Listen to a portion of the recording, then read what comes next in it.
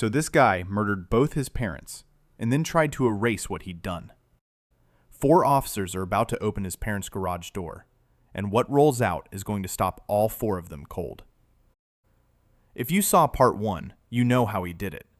This is what the police walked into. The heat rolled out the second that door came up. Then the smell reached them. McCord's words: the moment they stepped inside, they were hit with odor and heat. Very extreme heat. 90 degrees downstairs, 95 up. Every heater in the house was running, turned all the way up on purpose. A purse on a table just inside the door, 2 wallets beside it, his license in one, hers in the other. McCord said that's the thing that stuck with him. People take their wallets when they leave. Groceries still on the foyer floor. They'd been sitting so long the ice cream had melted through the bag. And in the kitchen sink, sitting in fluid, were 2 things: a doorknob and the realtor's lockbox. The lockbox was off the front door, so no realtor with a code could ever let themselves in. He'd taken care of that first. Then they went upstairs, and near the top, one officer put an arm out and stopped the other one cold. And before I tell you what they were looking at, I'll be honest with you. It's the kind of thing that stays with a person for the rest of their life. I'll give it to you straight. This is dark. Really dark. The whole upstairs looked like a massacre. Blood on the walls, pooled on the floor, across more than one room. That is what that officer had thrown his arm out to stop his partner from walking into. The clothes they'd been wearing had been cut off their bodies and piled at the top of the stairs. In the master bathroom, on plastic sheeting across the floor, were 2 large plastic totes. Inside them, submerged in an acid solution meant to dissolve tissue and bone, was most of what was left of his parents. He wasn't hiding what he'd done. He was trying to erase it. And he was still in the middle of it when the world showed up at the door. There was a pot on the kitchen stove, and the burner was still on. What those officers saw in it is the thing none of them will ever unsee. That's as far as I'll take you. The medical examiner couldn't give an exact number for his father, not for lack of trying. By the time they reached him, the acid had already taken too much of him to count. What she could still find was 34 wounds, in his back alone. His mother, at least 25 in her back.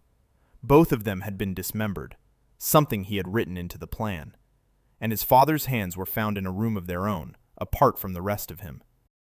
And the dog was alive, shut in the laundry room, barking, then whimpering, then barking again.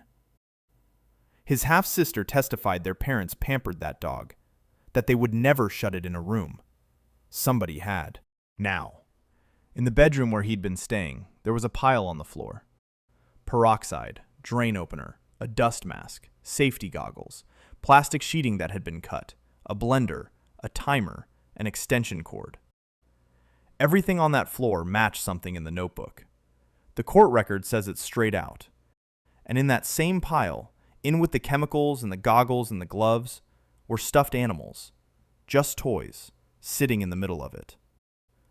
Then they found a backpack, and inside, tucked in with his college textbooks and his calculator, his name written in the covers, was a black spiral notebook. He'd filed the plan in with his homework. The prosecutors had a name for that notebook. They called it his Book of Premeditation. Because a jury doesn't have to guess what a man was thinking when the man wrote it down and brought it with him. But there's a page I haven't read you yet, and it's the one that changes what this whole thing was. Because killing them was only half the plan.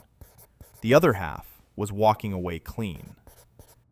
He wrote out how to fake a break-in, wear gloves, touch as little as possible, and, quote, open up doggy door to provide entryway, so it would look like someone came in from outside. He was even going to use his mother's phone to text himself, to make it look like he was home in Baton Rouge, more than 600 miles away, and she was still alive. A dead woman, sending him an alibi from another state. But he wasn't inventing a stranger. He already had somebody picked out, and it was his father. The notebook has him planting his father's DNA on his mother's body, so that it would look like his dad killed her.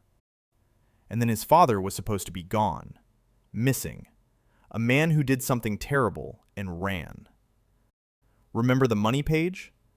With him missing, or dead, I get the whole thing.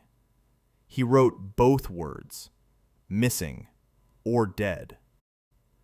That's the version of this story the world was supposed to get.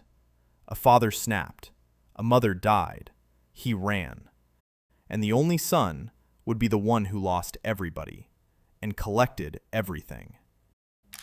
It didn't work. It fell apart on a pair of scissors. Scissors from the top of those stairs had his father's blood on the blade, and his own blood on it too. Gloves and medical tape from the upstairs bathroom came back with his blood and his DNA on them. He'd cut himself, badly. Somewhere in the middle of it, the plan cut him back. His own account, he had, quote, rather severe cuts on my hands.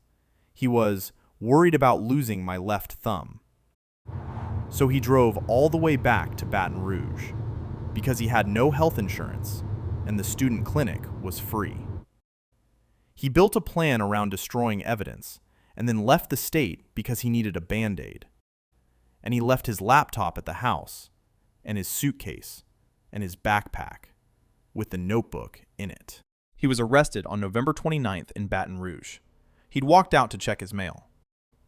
Then, almost 4 years of arguing about whether a jury would ever be allowed to read those 5 pages. 6 counts. 2 that said he didn't just kill them, he planned it. 2 more for the murders themselves, and 2 for what he did to their bodies afterward.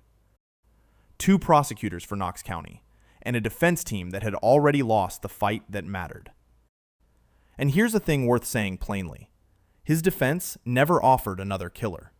There wasn't one to offer. The real fight in this case happened before the jury ever sat down. They argued the police shouldn't have gone into that house without a warrant, that the backpack search was illegal. If those arguments had won, the notebook goes away. And without the notebook, this is a completely different trial. They lost. The judge ruled the officers had gone in to see if somebody inside needed help, which, going by Detective McCord's testimony, is exactly what he said he was doing. So the jury heard everything, including 5 pages in his own handwriting describing what he was going to do to the people who raised him. October 2nd, 2020. They came back in a few hours. Guilty. Every count. And then the judge spoke. 2 consecutive life sentences, plus 4 years. He can't ask for parole for 106 years. And if you're counting, that's 6 convictions, but only 2 life sentences. The felony murder counts merged into the murder counts. Then 2 years for each count of abuse of a corpse, stacked on the end. That's the extra 4. Judge Steve Sword called what he did, quote, pure evil overkill, and told him he was not as smart as he thought he was.